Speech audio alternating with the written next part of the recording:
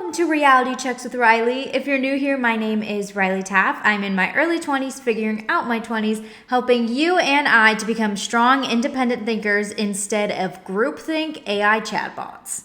Now, I don't know about you, but if you're anything like me or pretty much anybody else I know, your life has been on a pretty straightforward path until right now. You know, you do the whole education thing, you graduate high school, you go to college, you find a job, and cupcakes and rainbows, at least that's what they say. But now there are kind of two main paths to go after you graduate. One is what used to be the norm, where you get your entry-level job and you start and you just kind of figure it out from there. But I need a degree thing is it's not necessarily true anymore. Actually, it's kind of not true at all anymore.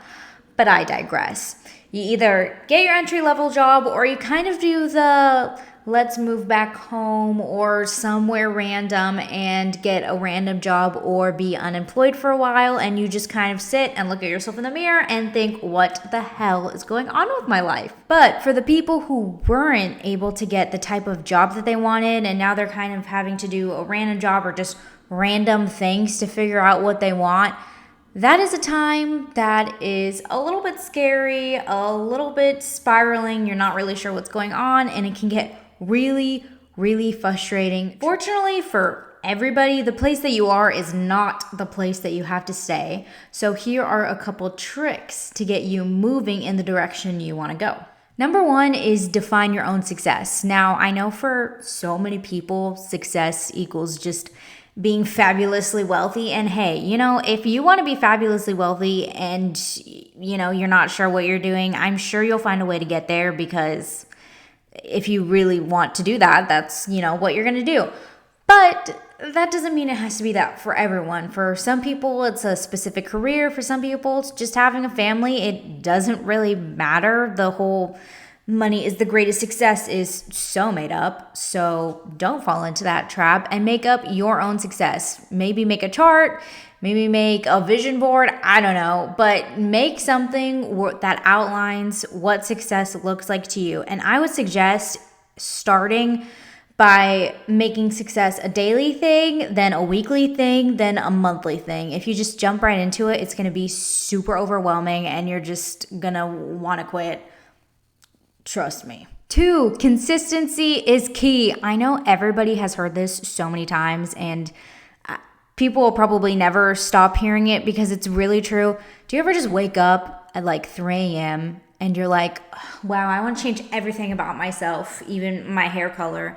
And then you wake up the next day and you try to do literally everything you thought about doing the next day, and oh my gosh, it doesn't work. It never works. Yeah, that's what I'm talking about. Be consistent, but don't try to consistently be bold. You can be bold sometimes, but if you try to blow up everything immediately, that's just not gonna work, especially if you're prone to either spiraling or just deciding, whatever, I'll just stick with this and be lazy. Be consistent, but be consistently small and build up to something bigger. 3, this one is really important to me, and I think it's really important for anyone who's in any creative realms or intellectual, philosophical realms, and it kind of just speaks for itself.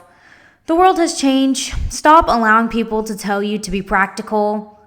If you feel like you should be doing something that people say isn't practical, just start doing it. You can get a random job on the side that might not technically be in the skill set that you want to grow in, but it's fine for now if you can build another skill set on the side. 4, you don't have to have it all figured out. That was a trap that I fell into so many times growing up. I felt like when I graduated, I needed to have an exact plan, or even just for life. I always kind of felt like I needed to have a plan.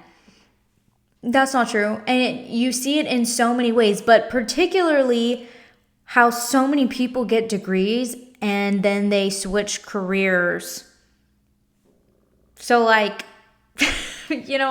even the people that get specific degrees, there's some people who were lawyers and now are archaeologists or something crazy like that. You just don't know. So if you feel pressure to get something figured out and done.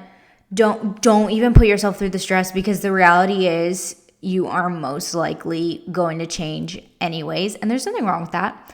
But it's not something worth stressing yourself out over, and I did it so many times. It does not help you, I promise. It just makes you mad and feel like a loser. So don't feel like a loser.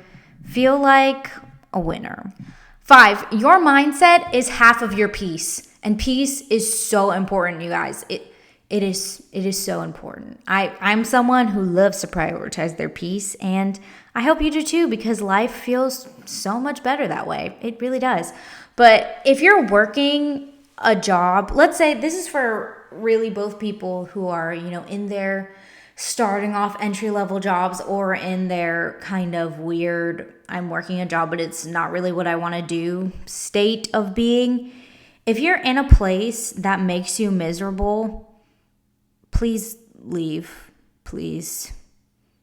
Just leave. You will thank yourself later. And I'm not talking about, maybe you have a coworker that's kind of annoying, and, you don't really like to see them around, but it's okay, because you don't have to work with them all the time. That's different. I mean, the reality is not everybody is going to get along in this world. So, that's just going to happen. But if it's just a place where you have to forcibly put yourself into that office, into that building, into your car to get to that building and office, and you just feel like driving off a cliff, my suggestion is to reevaluate. It's okay. If you feel pressure, that's okay. You don't have to quit immediately. Look into some other things. See what's going on. Get with it. And 6, this is the last one. I think it's the most important one. Find your calling. And I don't mean just do a bunch of random stuff that you love to do. Just because you love to do something doesn't necessarily mean that you're good at it. Sorry, not sorry. That's the truth. For example, I'll throw myself under the bus. I love dancing. I think it's beautiful. I think it's so fun. It would be a grave error for me to try to go into dancing as a profession. It would not work, let me tell you that. It is bad. It is bad. And that's okay. But specifying that into certain things that you're the best at within that niche that you have is really going to drive you in a specific direction, so you know what branch of your office that you want to go into, or maybe there's a way or a job in which you can do what you're good at in that niche better. The post-grad season is incredibly difficult and hair-pulling for everyone, so I hope you found this video at least somewhat helpful. If you like this video, please like, comment, and subscribe to this channel, and I'll see you next time.